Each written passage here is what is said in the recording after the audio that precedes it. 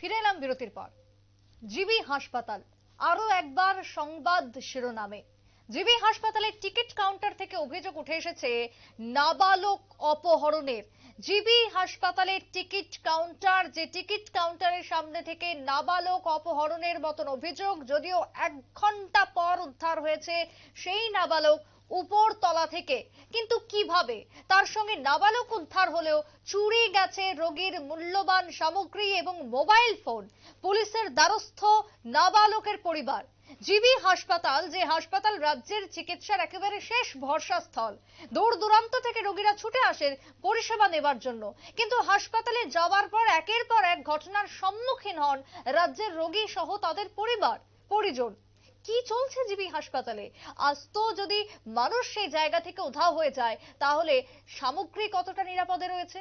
নিরাপত্তা রক্ষীদের ভূমিকা কোনখানে? প্রশ্ন উঠেছে জিবি হাসপাতালের নাবালক অপহরণের অভিযোগকে কেন্দ্র করে একের পর এক। যদিও সেক্ষেত্রে জিবি হাসপাতাল, যে ক্ষেত্রে প্রত্যক্ষদর্শীরা যেমনটা জানাচ্ছেন যে টিকিট কাউন্টারে দীর্ঘ লাইন থাকে, সেই লাইন আজকেও একই রকম ভাবে ছিল, কিন্তু সেখান থেকে হঠাৎই উধাও হয়ে যায় এক নাবালক।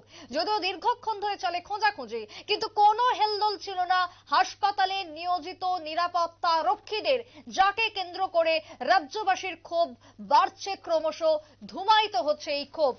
যদিও জিবি হাসপাতাল থেকে কি অভিযোগ উঠে এসেছে আজকে নাবালক অপহরণের ঘটনায়, শুনুন।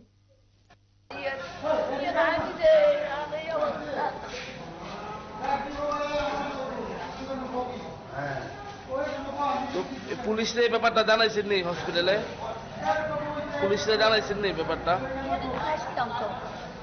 একটা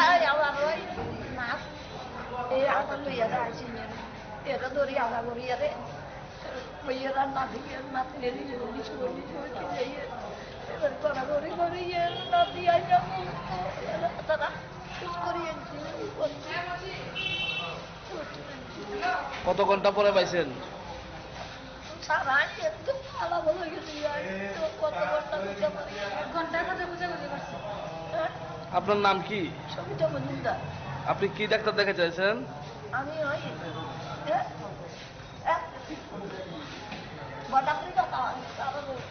এখন পাইছেন নি? মোবাইলটা পাইছেন নি এখনো?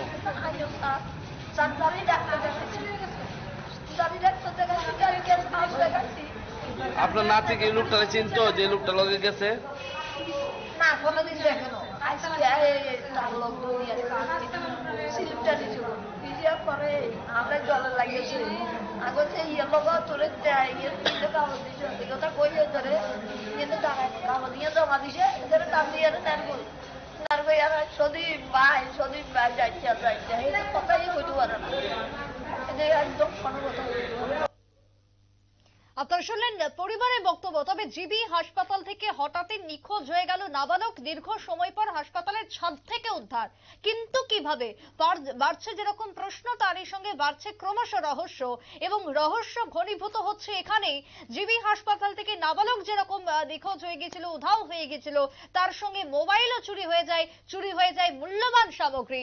দীর্ঘ সময় খোঁজাখুঁজির পর সেই নাবালককে পাওয়া গেছে জিবি হাসপাতালের ছাদ থেকে। অর্থাৎ এই ঘটনা একদিকে যেরকম নিরাপত্তা নিয়ে প্রশ্ন উঠে এসেছে, অন্যদিকে ঘটনার কুল কিনারা কতদূর হয়, পুলিশ কতটা ব্যবস্থা গ্রহণ করে, সেটাই এখন লক্ষণীয় বিষয়। একটা বিরতির পর ফিরছি, সঙ্গে থাকুন।